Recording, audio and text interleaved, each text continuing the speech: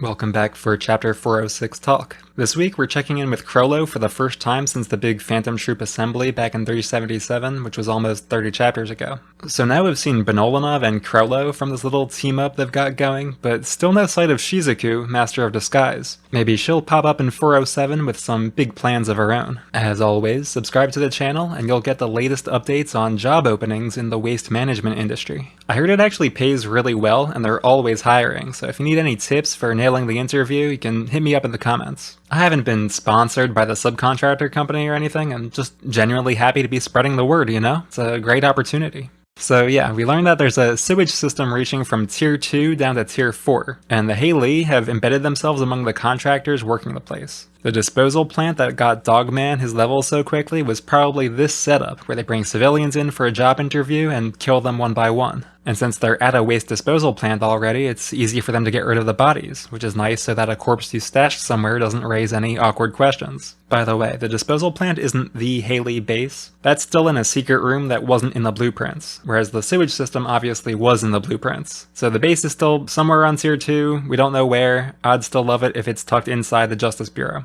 So, having deduced the whole sewage slaughter scheme, Nobunaga heads back down to try and find where the phony job interviews are happening, so he can beat some answers out of the phony interviewers. It's convenient because he didn't want to give up his phony katana in order to walk around Tier 2 anyway. Phaeton says it's just a fake, meaning it's a shoddy replacement for Nobunaga's real sword, which was taken off him by Yokotani's Securitrons. So we can infer a couple things. 1. Nobunaga's at least good enough at conjuration to whip up a sword for himself in a pinch. And 2. He's much more comfortable walking around with a sword even if it's not a very good one. Otherwise, he wouldn't mind ditching the fake, right? So for those of you at home trying to deduce Nobunaga's ability, it's a good guess that he needs a sword in hand to use it at all, and that's why he would feel so naked without one. Anyway, next up to make some clever deductions is Detective Hinrig. Last week I said we should be prepared for Hinrig to work out the real culprit in Lynch's death, and sure enough, this is a whole scene of Hinrig working out the real culprit in Lynch's death. Saying that was totally the real Hisoka to Zakuro turns out to have been a bit of a giveaway, but in Benolanov's defense, he did say up front that he wasn't an ideas guy. And Chrollo gave him a pretty tricky job despite that, so if anyone, we should be blaming Chrollo for however this turns out. It does seem like Hinrig and Zack care about their comrades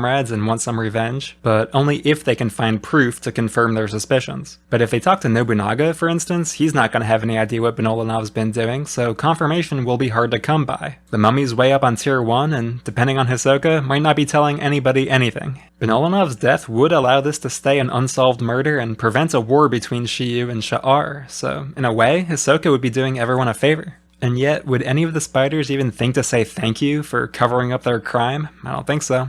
I hope I'm wrong and they at least send him like an e-card or something. It's the least they could do. And now we get to the real meat of the chapter where we find out what Chrollo's up to. Or at least we get a much better idea than we had last week. Again, I can't resist gloating. I called that the spiders are racing to deal with Hisoka because they're worried that Chrollo will sacrifice himself. And this page makes it very clear that that is on the table. If his other plans don't work out, or Hisoka just finds him first, Chrollo's seemingly got a backup plan in place to kill Hisoka at the cost of his own life, which is a trade he's fine with because he still believes the spider doesn't need him. And he does want the spider to go on despite everything, so the significance of leaving the number 9 spot open was not that he plans to wind down the troop, which means that instead he must be holding the spot for someone he wants to recruit in the future. I already guessed that that's going to be Kurapika, so eventually we'll find out if I have another prediction to gloat over. But first we should talk about what happens if Hisoka doesn't find him. Chrollo wants to steal these national treasures he's had his eye on from the beginning, all 3 of which are part of the Succession War. Of particular importance is this Zen Buddha which watches over the war and probably enforces things like the no escape clause. I already talked in my 403 video about how Kurapika must have deduced the existence of some enforcement power which has input from Nasubi, since without that input, the ancient Nen wouldn't be able to specify the Black Whale as the combat zone. So just a couple chapters later, this is it. This is Kurapika's target if he wants to put a stop to the war. And it's Chrollo's target too, giving them a pretty obvious reason to work together. Anyway, Chrollo wants to steal these things because that's the condition he's set in order to add extra cool abilities to his book.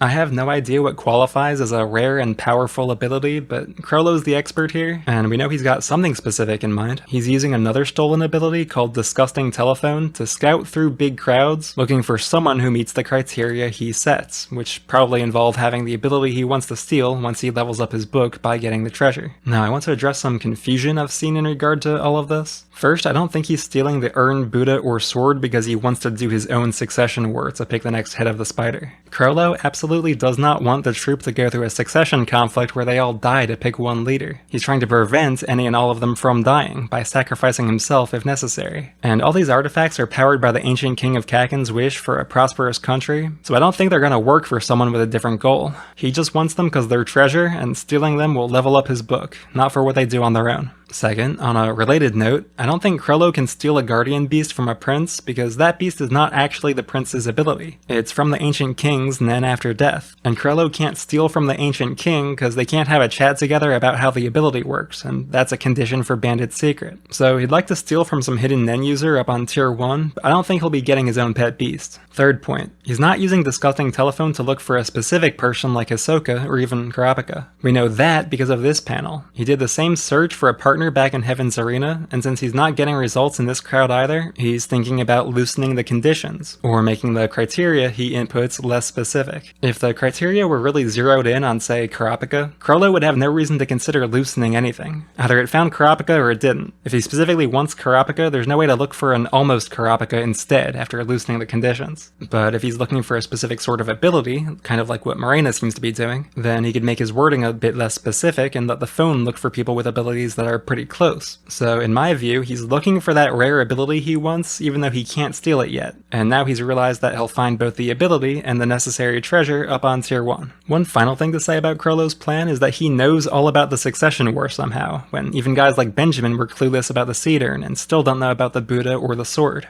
Ben has spent years and years preparing for all of this and trying to dig up information about his own family, so this info is not easy to come by. I've seen people on Reddit say that Shalnark just looked it up for him on the internet, and I really don't think it can be that simple. So just like Hisoka, I think Chrollo's got a source somewhere blabbing about the seed urn ceremony. It'd be funny if it's the same person talking to both of them, maybe someone like Dwazil. I do love pointing the finger at Dwazil, and I'll keep doing it until we get some kind of twist out of her. So that's about it for the new revelations. While we're still on Chrollo, I want to quickly dismiss the idea I've seen floating around about him stealing Camilla's kitty cat and using that as the surefire way to kill Hisoka for good. The cat does crush its victim's body into oblivion to produce the healing milk, which would definitely prevent Hisoka from reviving the way he did last time, but you know, there's a lot of ways to get rid of a body. You don't need a special Nen ability, or any Nen ability at all. You could use acid, you could burn it, you could chop it up, you could blow it up. Body disposal is not the hard part, and it doesn't really match Chrollo's attitude to be looking for an ability that keeps him personally alive but can't help him stop Hisoka from killing the other spiders. If you consider his motivation for a moment, he's actually trying to do the opposite of that. So I don't see this one happening. Add it to the list of theories I'm not on board with. I did get a question about whether Tahoe is playing dumb or trying to deceive the spiders in this first scene. Like, clearly Kenny Wang wants to kill the spiders, but is that true of the Sha'ar in general? Are they all in on whatever Kenny knows about Morena's Joker? My feelings are a little mixed because Kenny's situation is still so unclear, but my gut says that Tahoe in particular did not already make these guesses about the Haley disposal plant. He's not playing dumb. Not every piece on the board can be a super genius operator, and I see Tahoe as more of a regular mafia dude. That said, he's totally been trying to pit the spiders against Morena from the beginning, so I do think that's Broccoli's policy and Tahoe knows all about it.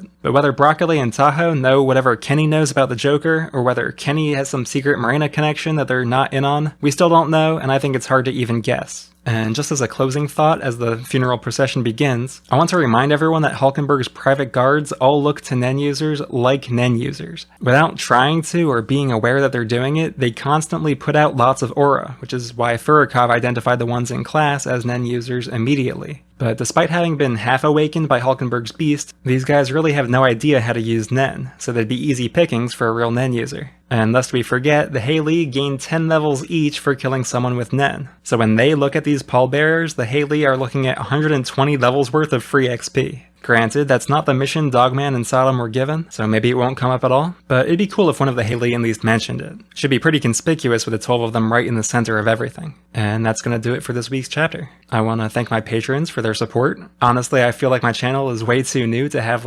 dedicated fans helping me to try to do this full time, but I'm not complaining. I'm very grateful. I'm also grateful for everyone's patience with the Mafia recap vid. I won't say I bit off more than I could chew with this one, but I bit off a lot, and the chewing is going to take the time it'll take. It really would have been good to start the recap series way earlier so it'd be done by now, but again, this is a new channel. 2 months ago I had no plans for any of this, and just look at us now. So look forward to that video when it's done. Thanks for watching once again, and I'll see you all next time.